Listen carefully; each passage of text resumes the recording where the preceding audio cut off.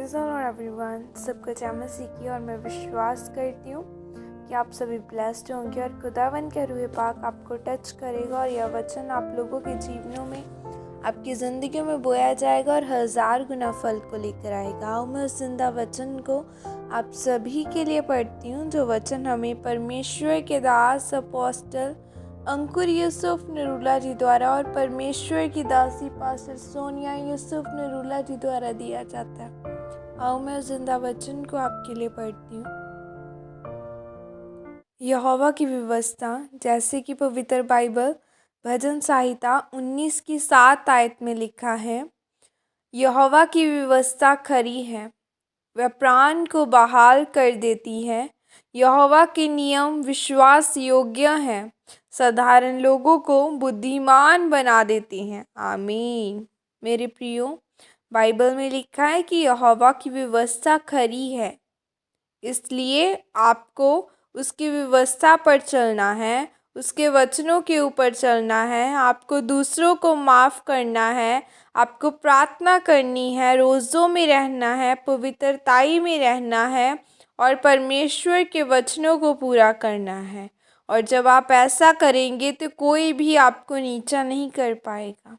दाऊद एक परमेश्वर के वचनों पर चलने वाला व्यक्ति था, इसलिए वो 66 लड़ाइयों को जीता और उसके जीवन भर कोई भी उसको नीचा नहीं कर पाया। आप जानते हैं कि जब शाऊल दाऊद को मारने के लिए उसका पीछा कर रहा था, तो पीछा करते करते वो जंगल में एक गुफा में आराम करने के लिए रुक गया और उसने अपनी तलवार और सुराही एक तरफ रख दी। लिखा है, जब दाऊद उसकी गुफा में गया तो उसके साथियों ने कहा कि अब परमेश्वर ने तेरे दुश्मन को तेरे हाथों में कर दिया है, इसलिए तू अब इसको मार डाल। पर क्योंकि दाऊद परमेश्वर का भय मानने वाला व्यक्ति था, इसलिए उसने ऐसा नहीं किया। उसने कहा कि यहोवा उसको मारे तो मारे, मैं यहोवा के अभिषिक्त पर हाथ नहीं उठाऊंगा। उसने शाऊल की सुराही और उसकी तलवार उठा ली ताकि शाऊल यह समझ जाए कि अगर मैं उसको मारना चाहता हूँ तो मार सकता था। यही कारण था कि परमेश्वर ने दाऊद को कभी गद्दी से नीचे नहीं किया। एक राजा का 66 लड़ाइयाँ जीतना और अर्थव्यवस्था फिर भी मजबूत रहना यह कोई इत्तेफाक में नहीं था, बल्कि ईश्वरीय का अनुग्रह पर दाऊद के ऊपर था। सोचो कि शाऊल जो एक समय परमेश्वर का अभिषिक्त था, लेकिन अब उस पर से परमेश्वर का आत्मा उठ चुका था, तो वो भी उस दाऊद ने उस पर हाथ नहीं उठाया, क्योंकि दाऊद को पता था कि मुझे व्यवस्था क्या कहती है। उसको मालूम था कि मुझे यहोवा के अभिषेक पर हाथ नहीं उठाना, मुझे चुगली निंदा नहीं करनी, और उसको पता था कि मैं न्यायी नहीं हूँ।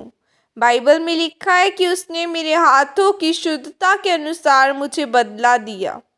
आप अगर अपने भाई को, अपने रिश्तेदारों को, अपनी जेठानी को माफ़ नहीं कर पाते और यह चीज़ आपके लिए एक रुकावट बन जाती है, लेकिन अगर आप परमेश्वर के वचनों को मानेंगे और दूसरों को माफ़ करेंगे तो आपका प्राण बहाल होगा। आप अपने बच्चों को नशा छोड़ते देख पाएंगे, आप अपने परिवार का उद्धार देखेंगे, आपका वित्र खुद भी बढ़ता जाएगा। इसीलिए मेरे प्रियो, परमेश्वर के वचनों पर चलें, रोज़ प्रार्थना में रहें और पवित्र आत्मा वाला जीवन जिए। आमीन। और यह अंगीकार आपके द्वारा किया जाए। सर्वशक्तिमान परमेश्वर, इस वचन में के लिए पिता मैं आपका धन्यवाद करती हूँ और परमेश्वर मैं यह अंगीकार करती हूँ कि चाहे हालात कुछ भी हो, मैं उस आपके वचनों पर चलती चलूँगी और कभी पीछे नहीं हटूँगी। प्रभु यीशु मसीह के सामर्थ्य नाम में मांगती हूँ। आमीन आमीन।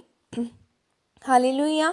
आज हमें भी अपनी लाइफ को पवित्रताई में गुजारना है कि कोई मुसीबत आए हमें पीछे नहीं हटना है, खुदा के वचनों पर चलते रहना है, क्योंकि बाइबल में लिखा है कि वो हमारा जीवता परमेश्वर है और आज कल हर वक्त एक सा रहने वाला परमेश्वर आज भी वो हमारे लिए बड़े बड़े काम करता है। सो हमें उस परमेश्वर पर भरोसा रखना है कि वो आज भी हमें चंगा करेगा। जो लोग बीमार है अपनी बीमारी को डांटे कि यीशु मसीह के नाम के द्वारा आप चंगे हो चुके हो, तो वो बीमारी जाएगी। सो खुदा आप सबको बरकत दे। God bless you all. Praise the Lord. जय मसीह की सबको।